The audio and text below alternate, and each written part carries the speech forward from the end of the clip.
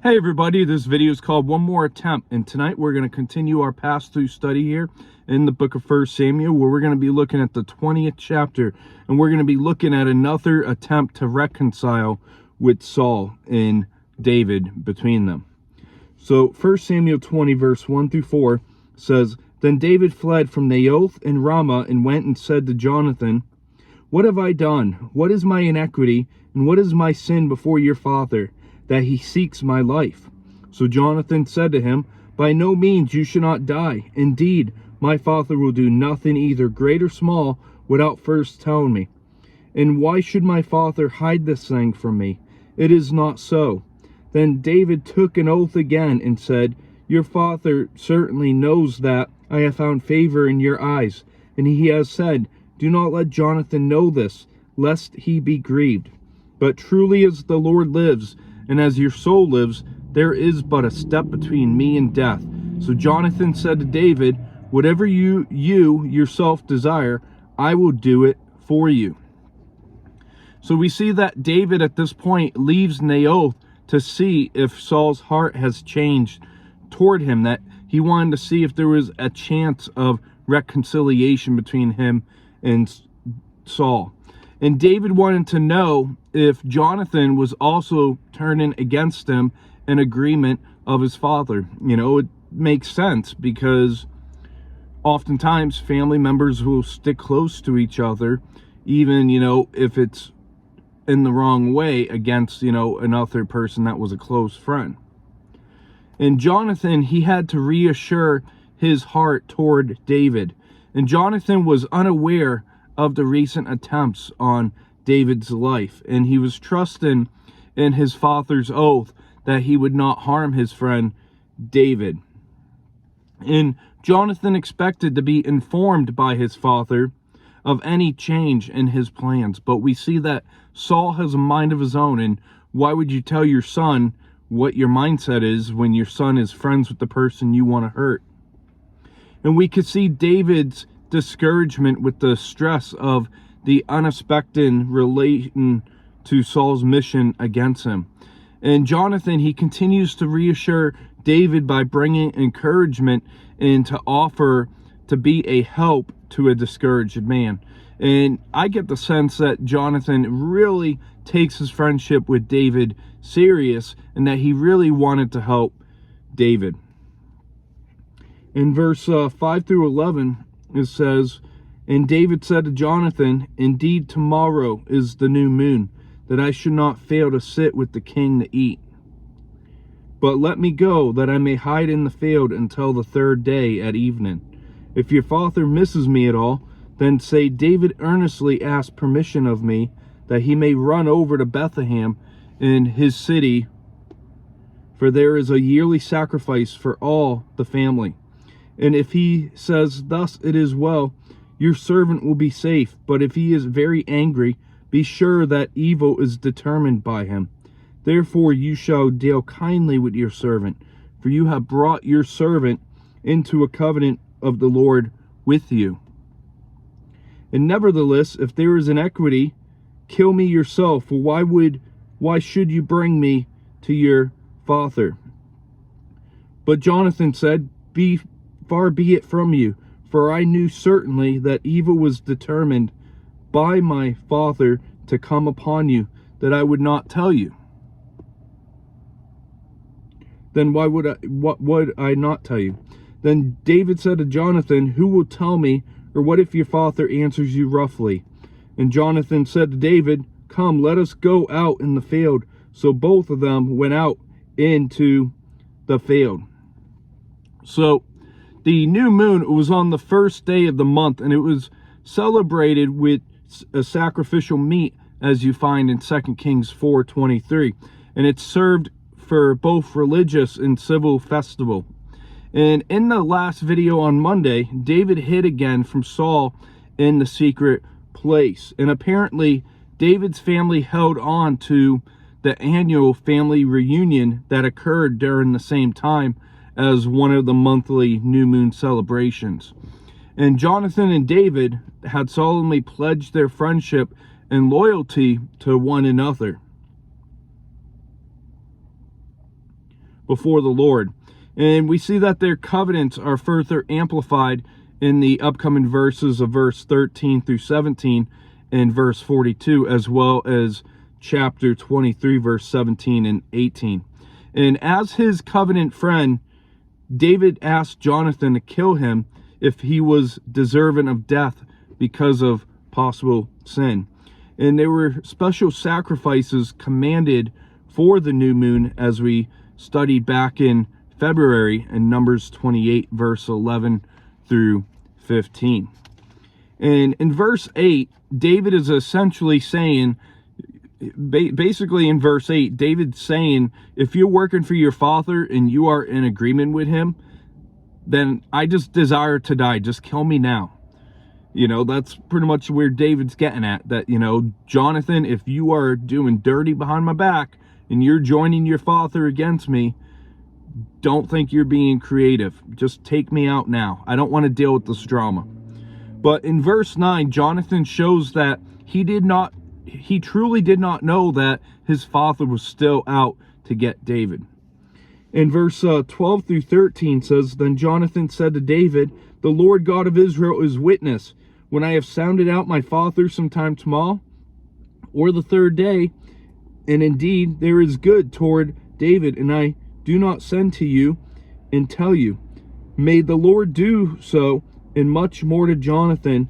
But if it pleases my father to do you evil, then I will report it to you and send you away, that you may go in safety. And the Lord be with you as he has been with my father.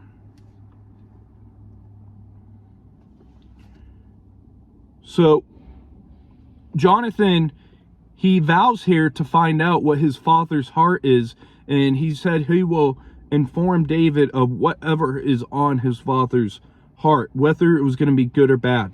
And Jonathan vows to warn David if his father had ill intentions toward him. And Jonathan also gave David an encouragement.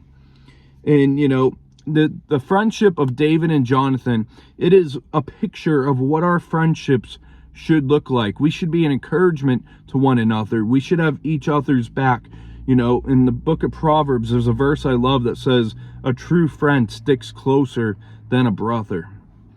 In verse 14 through 17 says, And you should not only show me the kindness of the Lord while I still live, that I may not die, but you should not cut off your kindness from my house forever.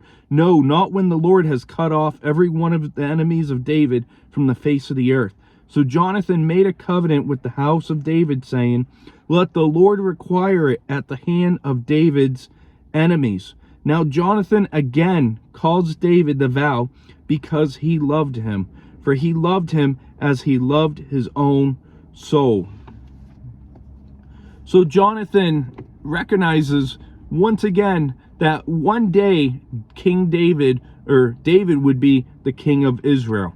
And with that in mind, Jonathan requested protection from him and his family when David took the throne. And this covenant wasn't only binding on Jonathan and David, but also upon the descendants of each. And later, coming up in November, Lord willing, we're going to be looking at 2 Samuel 9, where we're going to see the account of David's kindness to a descendant of Jonathan in fulfillment of this covenant. And Jonathan, he perceived that among David's adversaries, who would be cut off when he became king, was his own father Saul. And in response to Jonathan's words, David solemnly pledged to fulfill the covenant between himself and Jonathan. And a deep concern and affection was the basis of the covenantal relationship between Jonathan and David.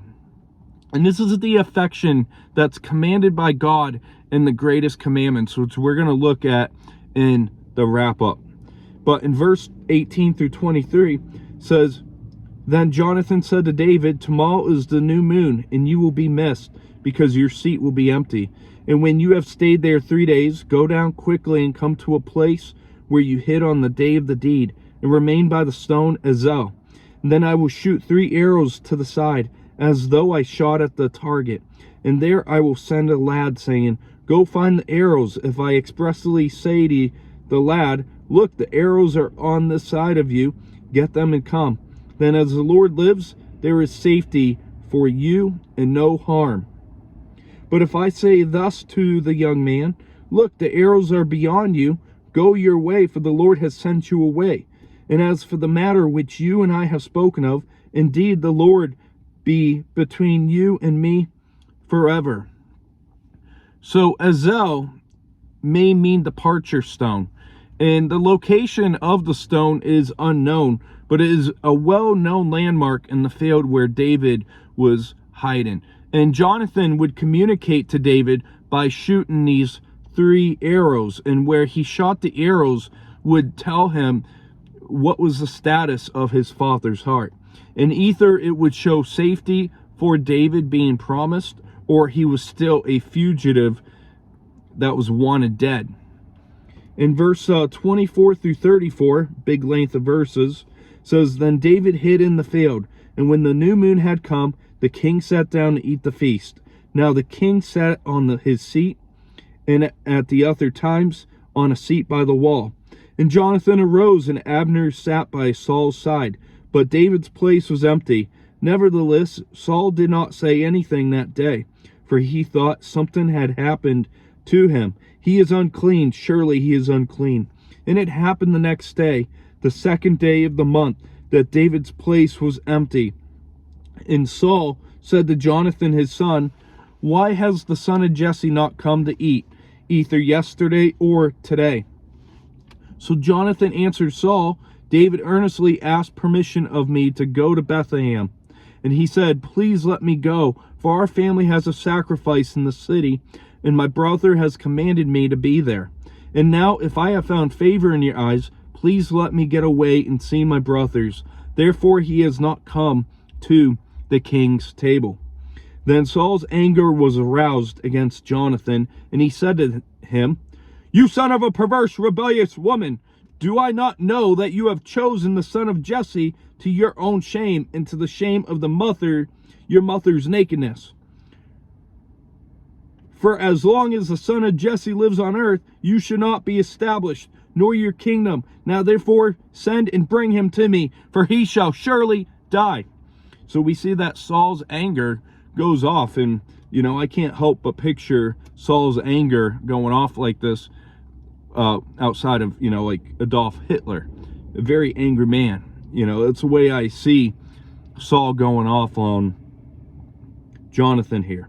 But in verse 32 it says, And Jonathan answered Saul his father and said to him, Why should he be killed? What has he done? Then Saul cast a spear at him to kill him, by which Jonathan knew that it was determined by his father to kill David. So Jonathan arose from the table in the fierce anger, and ate no food the 2nd day of the month, for he was grieved for David, because his father had treated him shamefully. So we see that David was expected to be at this special feast of the new moon, but we see that his absence is noticeable. And it didn't faze Saul immediately, as ceremonial uncleanness might have been a reason for one to be missing the feast, as seen back in Leviticus chapter 22, verse 3 through 7, that it says lasted only a day. So when it happened the next day, we see that Saul demands an explanation. And Abner was Saul's cousin and commander of his army. And we see that Jonathan, like a true friend, covers for his friend David. He tries to give Saul a plausible, truthful explanation for David's absence. And with a vile nickname, we see that Saul curses Jonathan and not Jonathan's mother for having sided with David to his own shame and the shame of the mother who birthed him. So we see that in verse 30, it says, Then Saul's anger was aroused against Jonathan, and he said to him, You son of a perverse, rebellious woman, do I not know that you have chosen the son of Jesse to your own shame and to the shame of your mother's nakedness? In some translations, they take the word rebellious and they use a harlot woman. So Saul could have really been saying, that you're a bastard. I know you might not like that word, but in truth, bastard means an illegitimate child. And, so that's basically what Saul is calling his son. And when I read this passage, I don't have a relationship with my dad. It wasn't anything abusive or anything like that. But some of you might not have contact with your parents to this day. You could have grown up in an abusive home where your father was emotionally abusive. And that's how I see Saul here. And it is never okay for abusive behavior like that. But Jonathan, he knew that his response showed that Saul was settled with the evil intentions against David. And despite Saul's intentions, David would not die at the hands of Saul or any other enemy. And man may propose their will, but God disposes it. And as Proverbs 16:9 says, we can make our plans, but the Lord determines our steps. It didn't matter if Saul was seeking to kill David. God's will come to pass. God is sovereign. And Jonathan, he responds by defending David, which it causes further enrage on his father, where he goes to cast a spear at him to kill him. And this shows how deep Saul's hatred of David was, that he would kill his own son for taking sides with David. In verse 35 through 40 says, "And so it was in the morning that Jonathan went out into the field at the time appointed with David, and had little lad with him. Then he said to this lad, Now run, find the arrows which I shoot. As the lad ran, he shot an arrow behind him. And when the lad had come to the place where the arrow was which Jonathan had shot, Jonathan cried out after the lad and said, Is not the arrow beyond you? And Jonathan cried out after the lad, Make haste, hurry, do not delay. So Jonathan's lad gathered up the arrows and came back to his master. But the lad did not know anything. Only Jonathan and David knew of the matter. Then Jonathan gave his weapons to his lad and said to him, Go carry them to the city.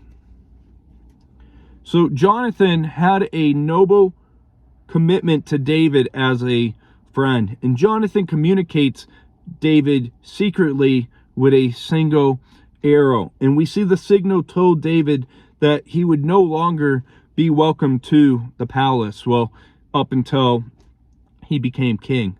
And he would not be welcomed among the Israel's army, nor could he go home. And so now David knew that he was a fugitive on the run from an angry, jealous man, a king that was determined to destroy him. In verse 41-42 wraps up the chapter, says, As soon as the lad had gone, David arose from a place toward the south, fell on his face to the ground, and bowed down 3 times. Then they kissed one another, and they wept together, but David more so. Then Jonathan said to David, Go in peace, since we have both sworn in the name of the Lord, saying, May the Lord be between you and me, and between your descendants and my descendants, forever. So he arose and departed, and Jonathan went into the city. So David's bowing down more than once acknowledged Jonathan as the prince, and it expressed humble affection for him. And Gibeah was the home of Saul. And from this point on until Saul's death, David was an outcast from the royal court. And David and Jonathan, we see that they loved each other and that they had a strong bond in their friendship. And we see that their farewell was tearful. And many of you know exactly what that's like when you have to leave your friend and you know it's going to be a very, very long time, an unknown time, if and when you will see each other again. And, when my best friend moved to Florida, we might have not had been like Jonathan and David, but, I miss my bro, and, we don't get to talk because we both have families these days. But, you know, I'm hoping we either get to catch up sometime soon. Jonathan knew, though, that he might never see David again. And in fact, they only would meet one more time shortly before Jonathan's death. And while David's road ahead would be tough, it was known that this was God's will for his path. And God appointed Job, God appointed Joseph, God appointed Paul, and even Jesus in times of failing, deserted or isolated. And when life is difficult, it brings us to the point where we must know we must depend on God. There is no way to get around the hard times of life without God. And so we're going to wrap up the video here, because I know last week was very long videos. We're at 21 minutes right now. But we saw that David asked Jonathan about Saul's intentions toward him. And we see that Jonathan promises David that he's going to find out what the truth is, and he's going to help his brother out. And we saw that David proposed to test Saul's attitude. And we learned that Jonathan would discover the state of his father's heart toward David. And we see that Jonathan asked David to commit himself in a covenant. And their affection, as I mentioned, is something that should be longed for, that we ought to aim for. And I want to go over to Matthew chapter 22.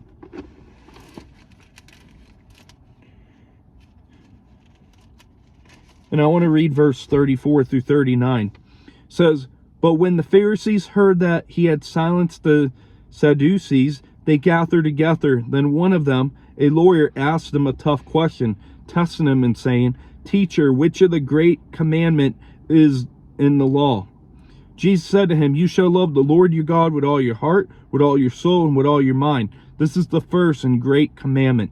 And the second is like it. You shall love your neighbor as yourself.'" And you know, we got to have that love, brotherly bond love for one another that David and Jonathan had. And we see that Jonathan proposed a signal to inform David of what his father's reaction would be to the confrontation. And we saw Saul's reaction was enraged when he learned of David's absence from the feast of the new moon. And we see that Jonathan reports to David through the signal of the arrows. And sometimes our life will turn on a small thing or circumstance. You know, one night of carelessness may change a woman's life forever. And one night with the wrong crowd could give you an arrest record. You know, sometimes what seems small can lead to a big life-changing event. And likewise, sometimes big things lead to life-changing events too. But, you know, this brings me to where I posted just last week about this car accident that killed a local teenager in my area where I live. And it's a very sad trait. We don't know what the circumstances are, but we know there's 4 high school kids in a car and they go off the highway down an embankment. And, you know, texting and driving or speed is usually one of the biggest factors. But let's say, for instance, the driver was checking his phone while driving, whatever it is. Taking your eyes off the road for that 1 second can change the destiny of your life path.